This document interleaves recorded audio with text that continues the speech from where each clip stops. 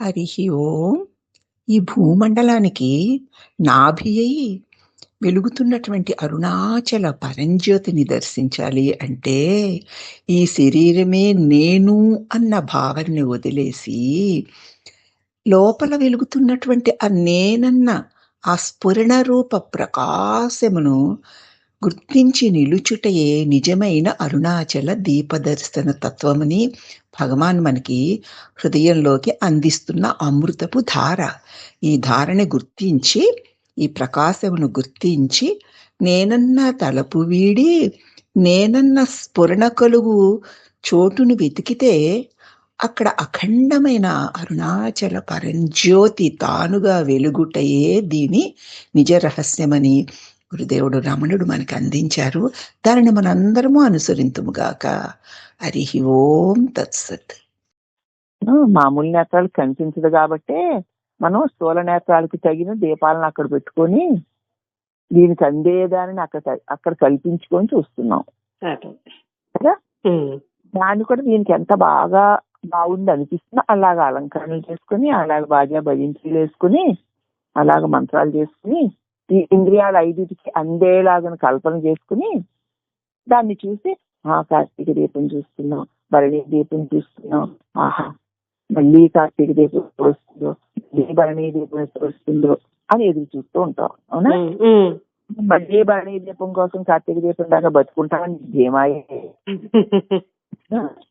అయితే చెప్తున్నారు కదా భగవాన్ లాంటి వాళ్ళు అక్కడే పుట్టి ఈ కార్తీక దీప దర్శనమే అయినా నిజమైన అరుణాచలేశ్వర దర్శనం నీ హృదయంలో నీకు జరగాలి.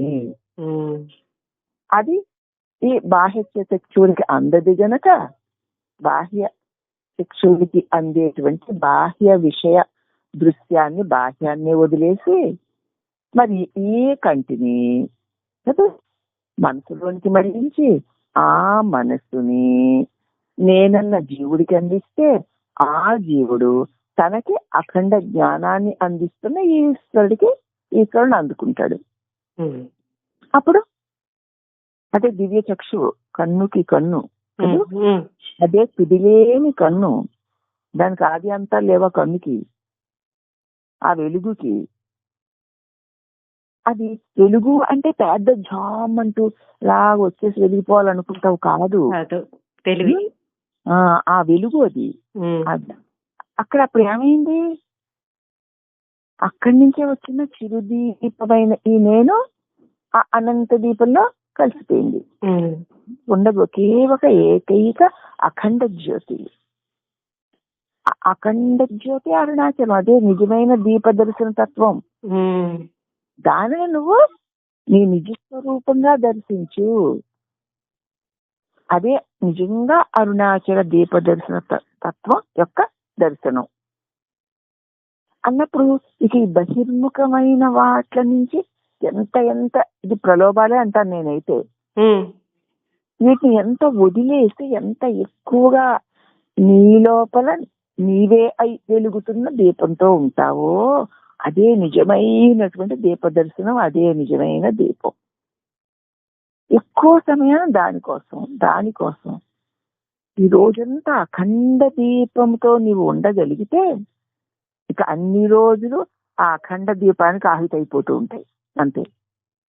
ఇక ఉన్న జీవితంలో ఇంక ఏదైనా ఈ దేహం జీవించి ఉండవలసిన ఆయు ఉంటే వచ్చే రోజులన్నీ దానికి నైవేద్యం అయిపోతూ ఉంటాయి. అంతే. నీకు ఇంక ఏమీ మిగలకుండా, ఏ అంట్లు లేకుండా, ఇక వచ్చే ఒకవేళ ఉంటే ఆ ఉన్నప్పుడు దేహాన్ని అంటుకొని ఉన్నవన్నీ కూడా ఆ అఖండ దీపానికి నైవేద్యం అయిపోతూ ఉంటాయి. అదే మరి జీవన్ముక్తి అంటే. జీవన్ముక్తి కలగాలంటే అఖండ దీపంతో, అఖండ దీపం అంటే ఏంటి, ఆరకుండా ఎప్పుడూ వెలిగిది అనుకుంటావు, నిజమే కదా. మరి నీ లోపల ఆరకుండా వెలుగుతున్న ఆ అఖండ దీపం వెలగడం బట్టే కదా నువ్వు బయట అఖండ దీపం అని ఒకదాన్ని పెడుతున్నావు.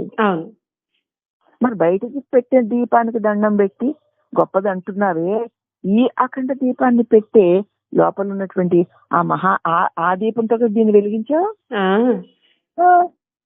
ఆ దీపమే అఖండ దీపం. అది ఆ అఖండ దీపంతో ఐక్యమై ఉండు అంటారు భగవాను. దేహాత్మ బుద్ధి వదలక పాపం చెప్పారు కదా ప్రాణం పోయే ముందు కూడా పాయసం వండింత పిసరు నాకిస్తే కక్కుకున్నారు భగవాను. అయ్యో ఒక్క పిసరు పాయసం కూడా ఇవ్వడలేకపోయింది అని ఏడ్చారు అందరూను. అప్పుడు భగవాన్ అలా ఓపిక తెచ్చుకుని లేచి చూసి ఈ 50-60 సంవత్సరాలుగా నేను అందిస్తున్న జ్ఞానం ఒక్క చుక్క కూడా మీకు ఇవ్వడలేకపోయిందే అని నేను బాధపడుతున్నాను అన్నారు. మనం ఏమో ఆయన చెప్పిన జ్ఞానాన్ని కొంచెం కూడా ఇచ్చుకోం, ఎప్పుడు విన్నదాన్ని విన్నట్టు కట్టేస్తూ ఉంటాం, లేకపోతే మలంగా విసర్జించేస్తూ ఉంటాం. ఆయనకి ఇది పెట్టినటువంటి పాయసం ఇవ్వలేదట, ఏడుస్తుంది. ఏం చెప్పమంటారు? అఖండ జ్యోతి అరుణాచల అన్నావంటే ఏమిటి? అఖండ జ్యోతివే ఉండాలి అంటే అక్కడి నుంచే కదా శక్తి ఉత్పన్నం అవుతుంది. ఆ శక్తే కదా మరి ఇవన్నీ చేస్తుంది. జ్ఞానశక్తి క్రియాశక్తిగా ఇచ్ఛాశక్తిగా మారి ఆ శక్తి ఉత్పన్నం అయితేనే జగత్ ఉత్పన్నం అవుతుంది. మరి ఆ శక్తిని మళ్ళీ ఈ జగత్తుని మళ్ళీ ఆ శక్తిలోకి తీసుకొచ్చి ఆ శక్తిని ఆ పరమాత్మ యొక్క పరంజ్యోతికి మళ్ళీ అర్పించడమే కదా దీపదర్శన తత్వం. బయటికి తీసుకురావడం, తీసుకొచ్చి ఇదిగో ఇంతగా మారిందా, ఇదిగో ఇది వింత అక్కడి నుంచే వచ్చిందని చూపించి ఆ వింతను కాస్త ఎక్కడి నుంచి వచ్చిందో దానిలో కలిపేసుకోవడం అయిపోయింది. ఇక దీపదర్శన తత్వం అంటే అప్పుడు ఎంత ఎక్కువగా వెలిగిస్తాం దీపం. వెలిగింది బయట దీపం పెట్టావు అన్నావంటే మరి క్షణంలో అంతర్జ్యోతివే నువ్వు ఉండాలి.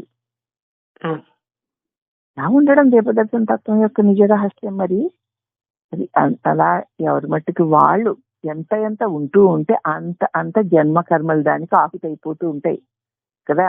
దీపం చుట్టూ తిరుగుతున్న మిడతలు దీపానికి ఆహుతైపోయినట్లు ఎవరైతే తనలో వెలుగుతున్న ఆ పరంజ్యోతి స్వరూపాన్ని అఖండ దీప స్వరూపములో ఐక్యమై ఉంటారో వారి జన్మ కర్మలన్నీ అక్కడ ఆహుతైపోతూ ఉంటాయి. మనం ఆహుతి చేసుకోవాలంటే ఏమిటి? ఆయనతో కూడి ఉంటేనే.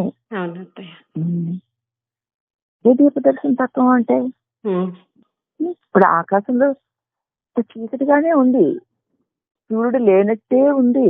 సూర్యుడు ఉన్నాడు కాబట్టి చీకటిగా ఉందని తెలుస్తుంది. అది ఎవరు తెలుసుకోరు. చీకటిగా ఉందని మాత్రం ఎలా తెలుస్తుంది?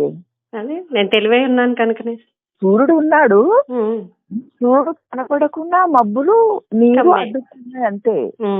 మబ్బులున్నాయి నీరున్నాయని తెలియడానికి సూర్యుడు ఉండబట్టే. కానీ సూర్యుడు కనపడ్డు, మబ్బులు నీరే కనపడుతుంది, చీకటి. అలాగే జగత్తుంది, దేహం ఉంది, నేనున్ను ఉంది అని అంటున్నామంటే అఖండ జ్యోతిన ఆ పరంజ్యోతి జ్ఞానజ్యోతి సూర్యుడు వెలుగుతున్నాడు గనకనే ఈ నేను అనేటువంటి మబ్బు, ఈ నాది అనేటువంటి నీరు, ఇదిగో అనేక రూపాలతో ఉన్నటువంటి జగత్తు తెలియబడుతుంది. ఇది తెలియబడుతోంది అంటే, జగత్తు తెలియబడుతోంది అంటే నాది ఉంది కనుకనే. అంటే నాది అంటే నేను ఉన్నాను కనుక, నేను అంటే అఖండ జ్యోతిన పరమాత్ముడే. అతను ఎప్పుడున్నాడు కదా, మరి అదే అఖండ జ్యోతి అంటే.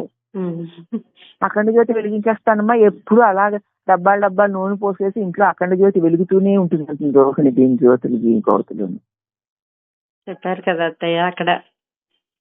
అది ఎందుకు అంటే నేను వెలుగుని అంతే కదా. అఖండ జ్యోతి ఇక్కడ నువ్వు పెడుతున్నావంటే దేంతో వెలిగిస్తావు? నువ్వు అగ్గిపెట్టితో వెలిగించాను అంటావు. అగ్గిపెట్టిలోకి అగ్గి ఎలా వచ్చింది?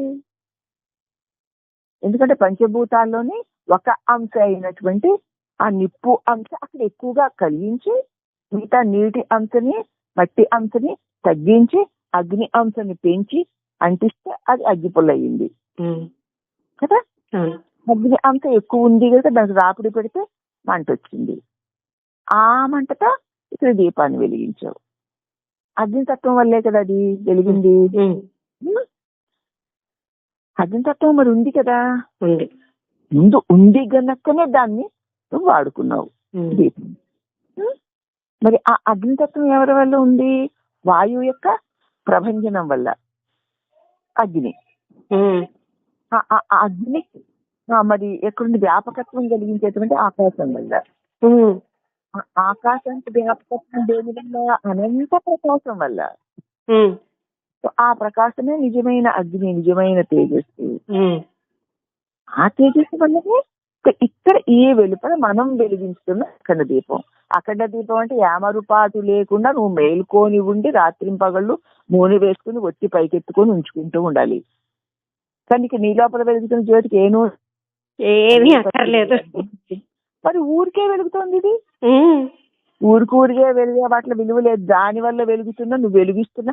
నేను పెద్ద ప్రమిది, బంగారం ప్రమిది పెట్టాను, దానిలో ఏదో వెండి వచ్చేసాను, దానిలో అమృతం నూనె పోసాను, దీపం వెలిగించాను, అఖండ జ్యోతి వెలగకుండా ఆరిపోకుండా చూసుకుంటున్నాను. ఏం గొప్ప పనులు చేస్తున్నారో. ఇది ఎందుకు వెలిగించమంటున్నారంటే ఈ అఖండ జ్యోతిని చూస్తున్న ప్రతి క్షణము నేను జ్యోతిని అన్నది నీకు కలగడానికి. అవునంతే. అబ్బా అది